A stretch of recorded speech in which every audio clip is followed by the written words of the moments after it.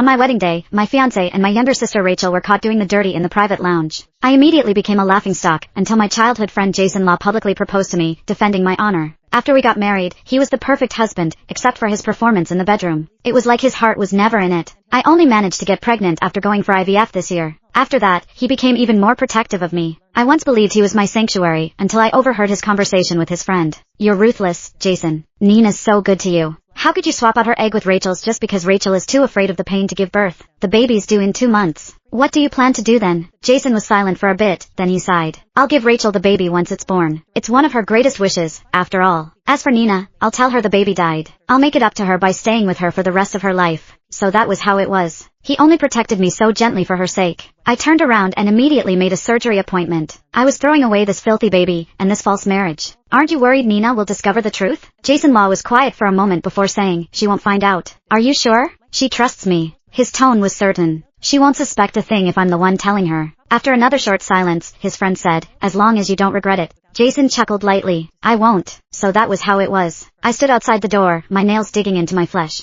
It hurt so much, but I was going numb. I had only come here to bring him some clothes. It was getting cold, and I was worried he was not wearing enough layers. Now, however, I felt like my heart was being sliced open. A cold wind blew through my chest. I stumbled home, too exhausted to even turn on the lights. My knees buckled and I collapsed onto the couch, curled up and shivering. I felt nauseous and dizzy. Tears spilled from my eyes soundlessly, but I did not have the energy to wipe them away. The doorknob clicked. He was back. I heard the sound of his leather shoes approaching. He walked up to the couch and bent down slightly, his voice gentle and worried. "Why didn't you turn on the lights? The maid said you haven't eaten. Are you feeling sick again?" He reached out to push the hair out of my face, his eyes filled with concern. "Nina, what's the matter?" He then crouched down, putting his hand over mine. His tone was gentle. "If you don't eat, it's bad for the baby." I looked straight into his tender gaze. So love could be entirely an act. For years ago, my fiancé and my younger sister were caught having an affair at my wedding. My parents forced me to hand over my fiancé, saying family protected each other. They could not afford to lose face in public, so they declared that Rachel Gordon was the bride that day. Back then, Jason had publicly proposed to me. At the time, I thought he was my savior. After we got married, I stood behind him and silently supported him the whole time. I used my market acumen to help him invest and expand his business. Within a few short years, his company went from a nameless startup to one of the rising stars in the investment industry. When we went for IVF to conceive this year, everything seemed to be perfect. He hugged me and said this baby was the gift he had been looking forward to for years. His smile was so tender I could almost drown in it. Turned out it was just another trick. He was not the only one who could act. I blinked and curved my lips into a smile. "I'm fine. I'm just a little tired."